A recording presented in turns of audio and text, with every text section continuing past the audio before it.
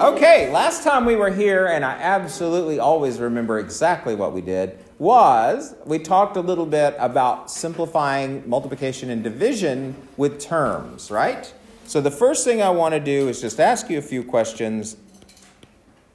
First of all, we use terms because we don't have just constants anymore. What's a constant?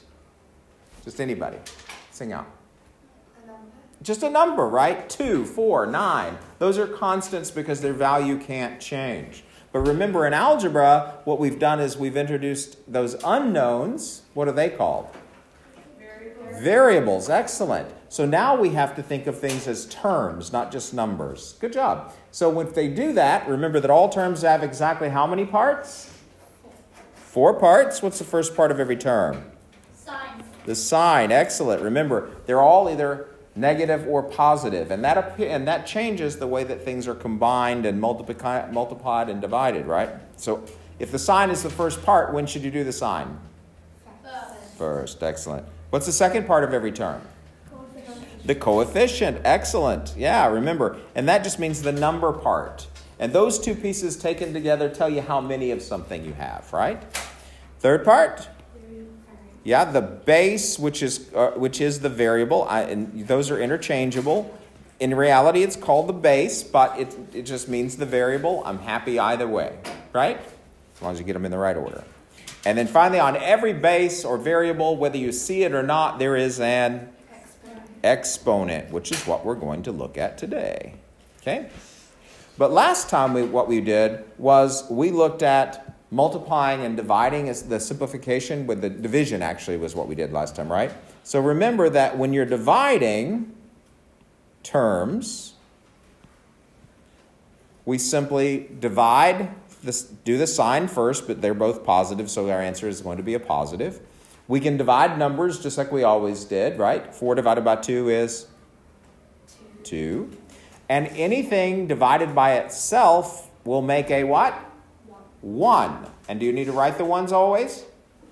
No, you don't need the ones unless everything else goes away. So this x divided by x is just going to turn into a big 1. But do I need the 1? No, because I already have the 2 there, right? See? What about the y divided by nothing? What does it do? It just stays y, right? Okay. Okay, so you had some homework on those. How did they go? Okay. Looking at the stats of only 9 of you worked on them.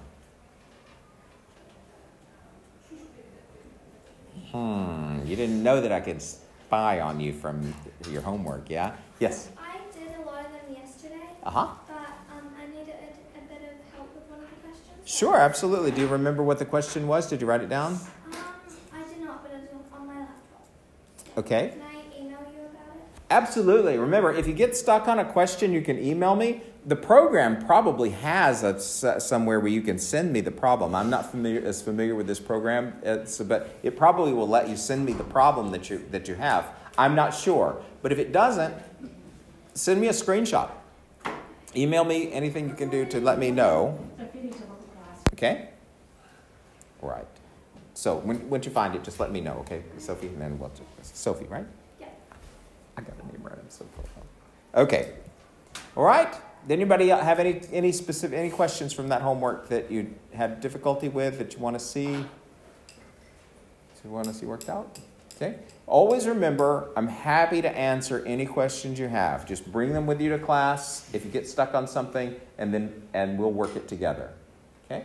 Now that doesn't mean I'm going to do your whole homework, right? But I'll do some. Good. Excellent. Okay. Well, then what we're going to do today is we're going to move forward. And we're going to look at multiplying and dividing with indices. Now, they call it adding and subtracting, and you're going to see why. I don't like calling it adding and subtracting because what we're doing is the operations of multiplication and division. But what's going to happen is you're going to end up adding and subtracting. So you've got to be very careful. Remember, how many operations in all of mathematics? 4. Add, subtract, multiply, and divide. But there are so many different ways of combining those 4 patterns to make an infinite array of things. So your job is to know when to do what. So that means study your notes and make sure that you understand when to do what, which means you need to understand what's being asked, right? Yes, Amelia. Indices means, there's another word for it, power or what? Exponents. Yeah, indices is the plural of index. Okay, good question. Thanks. All right, now, so what we're going to do is we're going to just go to Education Perfect and work through some of their examples. I am going to tell you that I'm going to change a little bit of their language, and we'll talk about that as we go. All right? Or actually, we may do some rules first. Let's do some rules first. I like that. Some steps. So what we're going to do is we're going to talk about how to multiply with exponents. Now, one thing they do on Education Perfect, and we're going to look at it, is they've typed out things that would take a long time for us to write, which is really good. But let's think about what happens. If I have x times x times x, I could rewrite that with an exponent, couldn't I? Because it's all multiplication. Now, what if I had x plus x times x? Could I rewrite that with an exponent? No, only if it's all what operation? Multiplication, right? And since there are 3 x's multiplied together, that would give me x to the what power? X to the 3rd power. Yeah, just feel free to just sing out. We're all going to just answer together, right? So all you have to do, if it's all multiplication, all you have to do is just count them up, right? And that's what the exponent is going to be. Well, we can expand that idea just a little bit further when we're talking about multiplying with exponents, because if they're the same base and you're multiplying more of them, then what's going to happen is you're just going to have more of what you started with, right? The same base. So say I have, for example, x to the 3rd times x to the 2nd. Well, let's just expand that out and see what we really have here. X to the 3rd means I have how many x's multiplied together? 3. So that's x times x times x, right? Bring down this multiplication symbol because we're multiplying those two things together. X to the 2nd means I have how many x's multiplied together? 2. So it's simply x times x. Make sense? All we did was expand it out. Now, if I wanted to simplify that, which we always have to do in algebra, right? We're lazy. We don't want to write all those x's. How many x's do I have there multiplied together? 5. So it would be the same as saying x to the 5th power, right? Now, so every time you see one of these, you're just going to write them all out and then count them, yeah? Okay, x to the 27th power. How fun would that be? Writing. Not at all. But we can look at what we've done and come up with a rule that will work. Look at what we did. We expanded these out, right? Again, what operation is this all the way across? Multiplication, right? It's got to be all multiplication all the way across, so this does not work. And we got x to the what power? Right, x to the 5th power or x to the index 5. Let's try this. All right, what was the exponent on the first one? A 3. What was the exponent on the second one? 2. What could I do to a 3 and a 2 to end up with a 5? Add them together. And that always works. So instead of writing them all out like this and then counting them all up, what we can do is, because it's the same base, right? Then what I can do is simply keep that base and then add the exponents. So it would be x to the 3 plus 2, which is x to the what power? 5th power. Did I get the same answer? Yeah, and a lot easier than writing out all those x's. So let's write down some steps. First step, Okay? It must be multiplication, right? If you're multiplying powers, so this is the steps to multiplying with exponents. What you're going to do is simply keep the base. The x or the y or the whatever is not going to change. And then add the exponents. Or the indices or the powers, whatever word you prefer. Okay? So if I have x to the 27 times x to the 54, how would you like to write 27 x's and then 54 of the x's and then count them all up? But counting a bunch of the same objects is the same as just adding them together, isn't it? So that's the same as saying x to the 27 plus 54, and which is x to the, anybody done that math already? Is it 81? 81. So adding them up is a lot easier than counting them all, isn't it? Okay. So we're going to look at several of these. We're going to go to our Education Perfect and look at several of these in this lesson.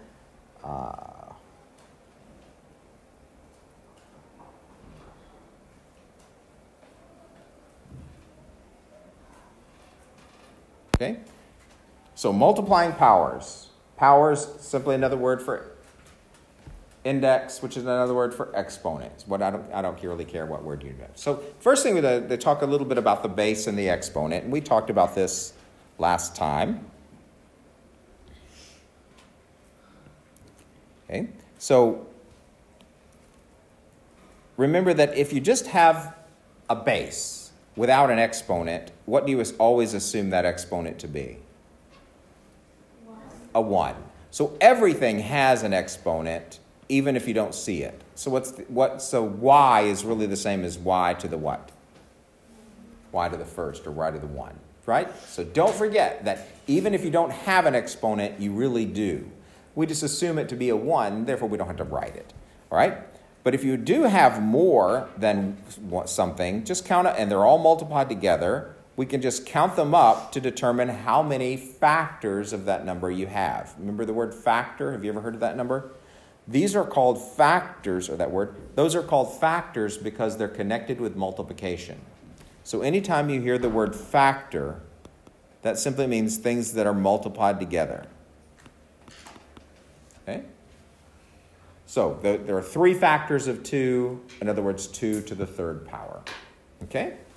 The bigger number is the base, and the larger number is the index, or the exponent. We've talked about that before.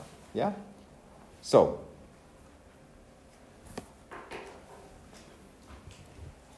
so instead of writing x times x times x, I could write x to the what power? 3. But they have to have the same base.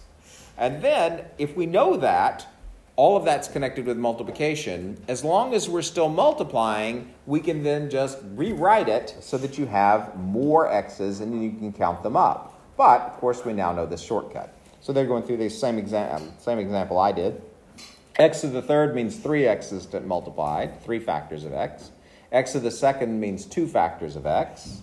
So if you combine them, you end up with 5 factors of x. So we're just going to look through some more of these exercises, and you can see they did exactly what we did with since you see that shortcut, we're using the shortcut of adding the indexes, as long as they have the same base.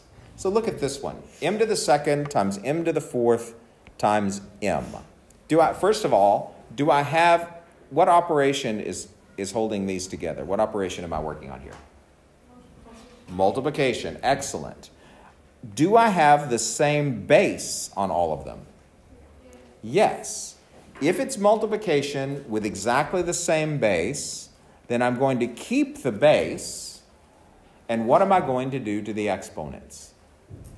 Simply add them. Good. And in this case, I have 3 exponents. I have the 2, plus the exponent here is a 4, plus the exponent here is a 0, right?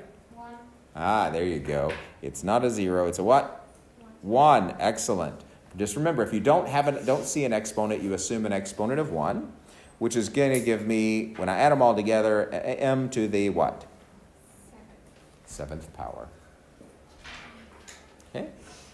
Could that be any easier? But here's the hard part. We're doing multiplication, but what did I end up doing to the exponents?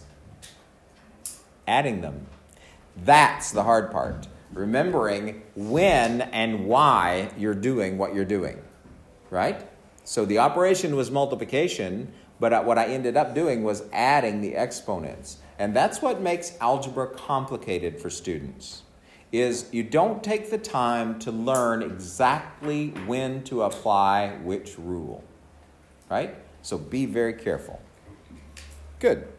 Let's look at some more. A few more of these before we go on to it. So simplify the expression. Go.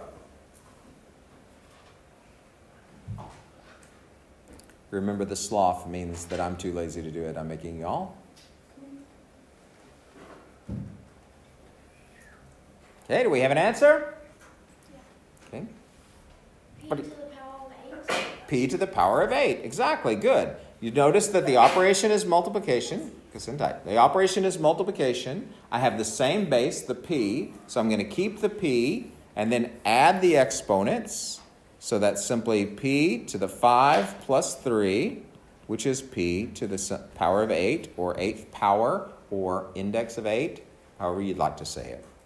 Excellent. Okay. There you go. You see it worked out both ways. You see the addition part, and then you also see it expanded. Please don't let me see all that expansion. You don't need to do that, right? That's why we learned the shortcut. Look at this one.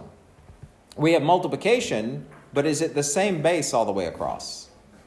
No, we have F's and we have what? G's.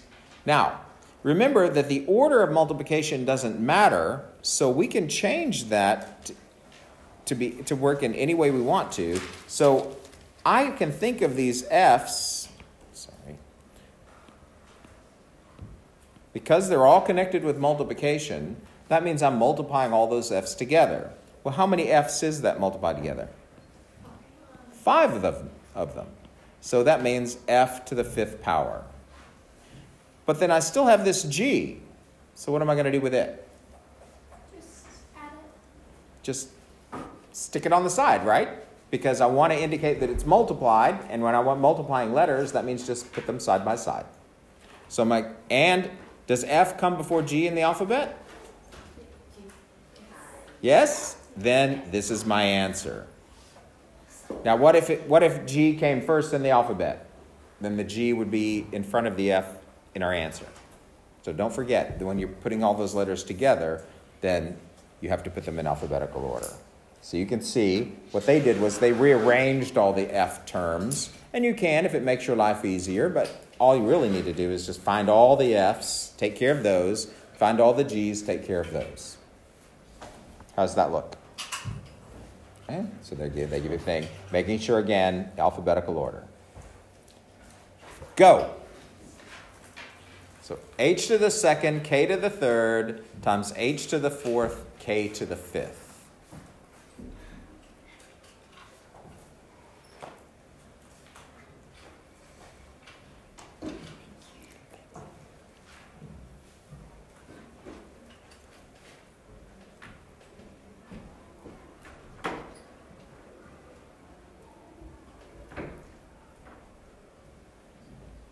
Okay, let's walk through it.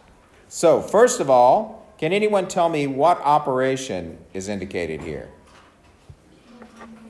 Times or multiplication, right?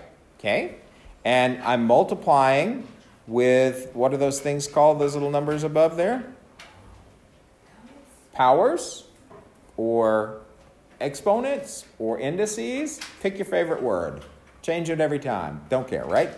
So what I need to do is find the ones that have the same base. So what is the base? Let's see if I can get another calendar here.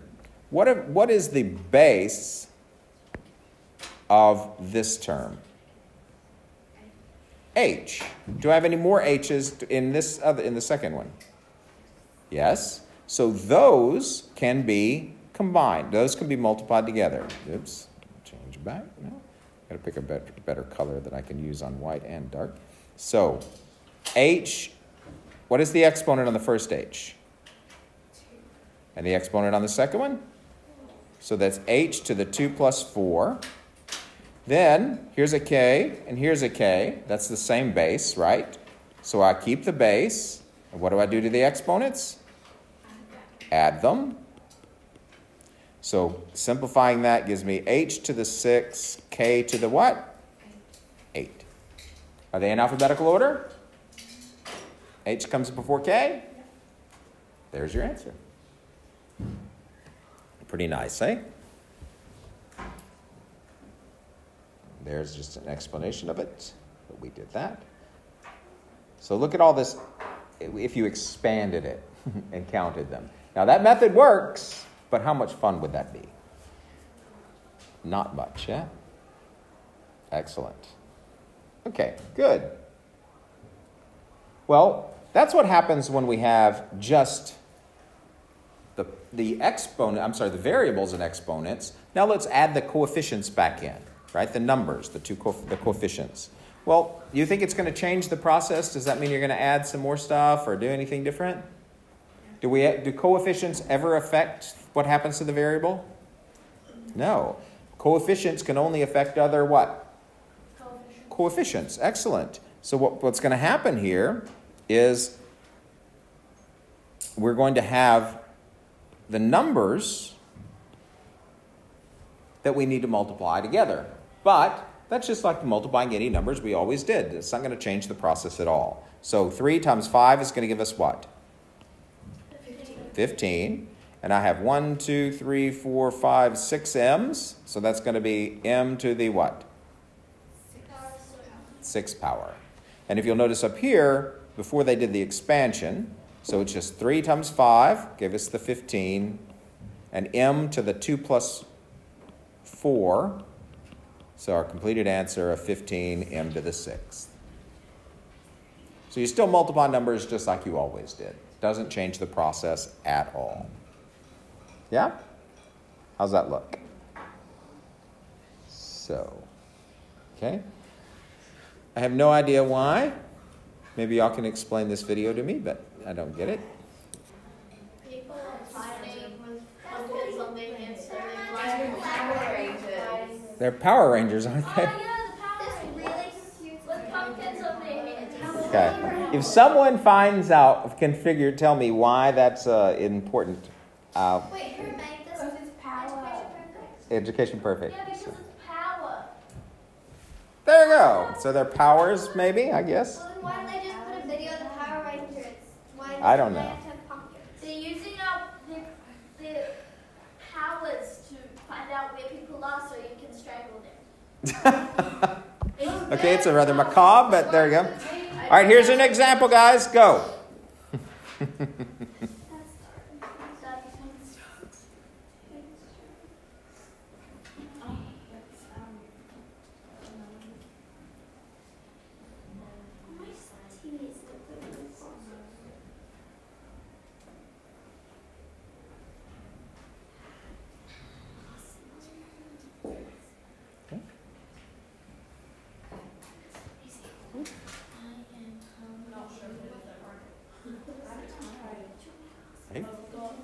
Okay, let's take a look at it and see how it went. Okay, so first of all, we're multiplying algebraic terms, but so now we've got more parts of it, right? So the first thing I need to do is multiply those coefficients, right? We're multiplying 2 algebraic terms. So what is my first coefficient?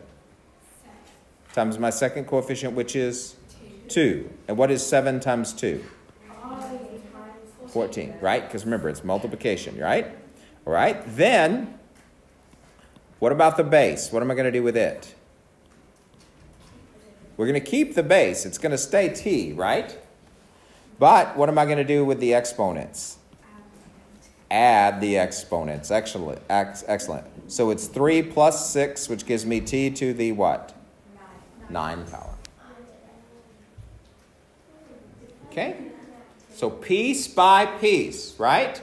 How many pieces are there in a term? 4. So you always do the sign first, then you work on the coefficients, but in this case they were all positive, so we didn't worry about the sign, right? Then you work on the coefficients. Then you do the base. And then you do the what? The exponent or power or index. Right? Always. Anytime you're dealing with a term, you're always going to take them in that order. No matter how big or how small they get, the same order always applies. And that's why I keep saying that starting the first part of every lesson, what have I done? How many pieces of a term? And what are they? Right? If you can get that, start thinking that way, then algebra becomes a breeze. Okay? So there you go. They just walk you through each piece of it and get the exact same answer we did. Okay? Excellent. All right. Well, if we know how to multiply, then we're going to be able to know how to divide. Now, look at what's happening here. He's splitting the water, right? Okay, so that kind of has a parallel to what we're doing. Okay, so instead of the water flowing down, what's it doing? Reversing, right? So you're doing the opposite of what it should do. And that's exactly what division is going to be like for us, right? Now, dividing numbers, we know how to divide numbers. We've done that, right? So if you're multiplying with exponents, so that means you add the exponents, and division is the opposite of multiplication, what do you think you're going to do to the exponents when you're dividing? Subtract. Exactly. You're simply going to subtract them. Now, the only thing that could cause you problems when you're working with that, though, is how you work with the subtraction. So let me show you what I mean. Because remember, we don't usually write division. Just ignore what they're doing. We don't usually write division with this symbol anymore, right? Instead, we write it as a what? Fraction. As a fraction. Good. All you need to remember is that it's always the top number, the numerator, divided by the bottom number, right? So if you're working with exponents, okay, so I say I have a to the n divided by a to the m, just n and m means some number that I don't know, then what we're going to do is you're going to still keep the base just like you did, but since we're doing the opposite of multiplication, we're going to not add the exponents to the what? Subtract them. And we always have to do subtraction in order, right? So it's always going to be the top exponent minus the bottom exponent.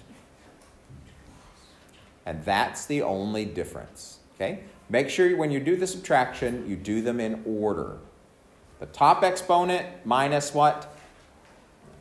The bottom one, okay? So always make sure they're in order, okay? Now, they're just talking a little bit about multiplication and division. Okay, then they talk to you about dividing away little pieces, but here's where I want to get you here. So let's look at this one. We have x to the fifth divided by x to the third, and they say that gives you the answer of x to the second. So what did they do to these exponents in order to get to x to the second?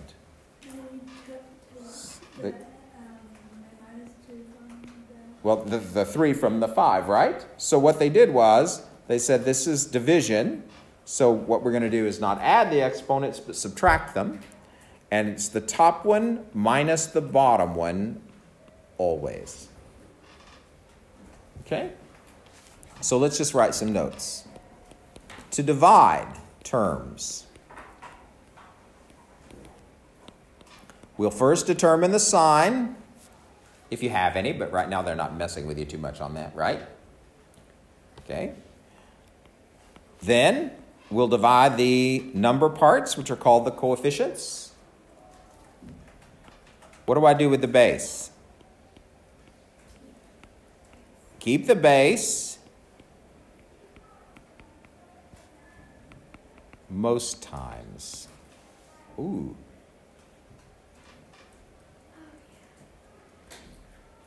And we'll see why. And 4, what do I do to the exponents? Subtract the exponents, or indices, or powers. Okay? And now, you're going to see why I wrote most times in just a few minutes. Okay? So let's look at a few of these. And here's the reason why. We don't always keep the base. Anything divided by itself always equals what? 1, right? So if I take x divided by x, I don't get x. I get a what? A 1. And that's why I said keep the base most times. The only time you won't keep the base is if you're dividing something by itself. So x to the 5th divided by x to the 5th doesn't make x. What's x to the 5th divided by x to the 5th make? A 1. And you don't always need to write the ones. Here I needed to write the ones because it's all that's left, right? But if you had something else left, then you wouldn't need to write the 1, just like in the last lesson. Okay? So be careful about when you have something divided by itself, no matter how big or how small the exponent is.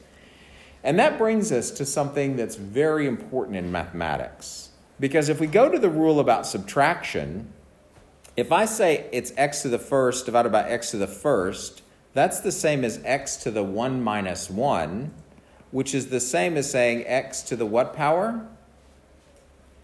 1 minus 1 is a 0 power, right?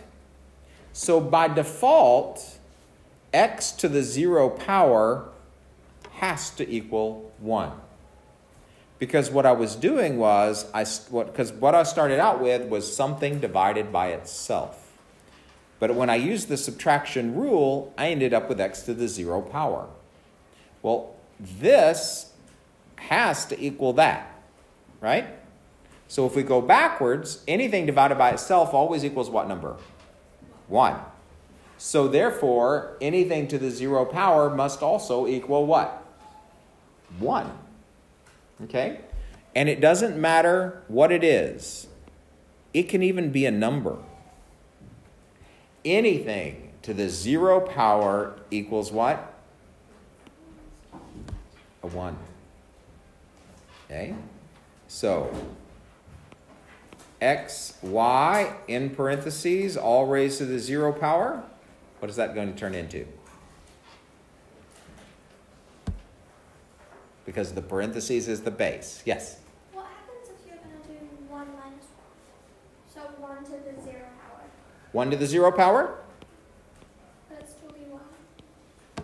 Yep. So anything to the 0 power. Good question. Okay? All right? Anything to the 0 power is going to make a 1.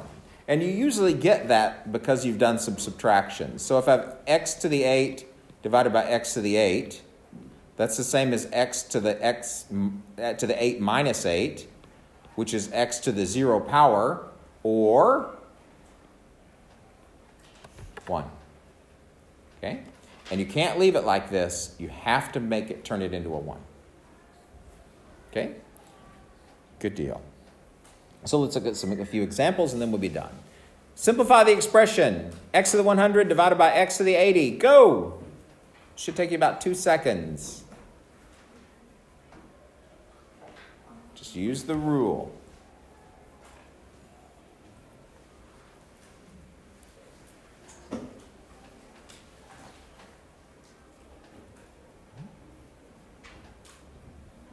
Again, remember, it's the rule that matters here, right? Okay, let's walk ourselves through it. First of all, who can tell me what operation I'm dealing with here? Division, right? And I'm dividing algebraic terms, yeah? So first I determine the sign, but we don't have any. Do we have any coefficients? No. What am I going to do to the base then? Keep the base, right? Since the bases are the same, we're going to keep them. And what do I do to the exponents? Subtract them. So it's going to be the 100 minus 80, which gives me x to the what? 20th power. Could it be any easier? Okay. Good deal. Listen, let me just make sure to pop through a few more just to make sure they don't do anything weird for you. Here they just have numbers and letters combined. Is that going to throw you? Nope. Divide the numbers, subtract the exponents. Okay? And then it goes into your homework. So there we go.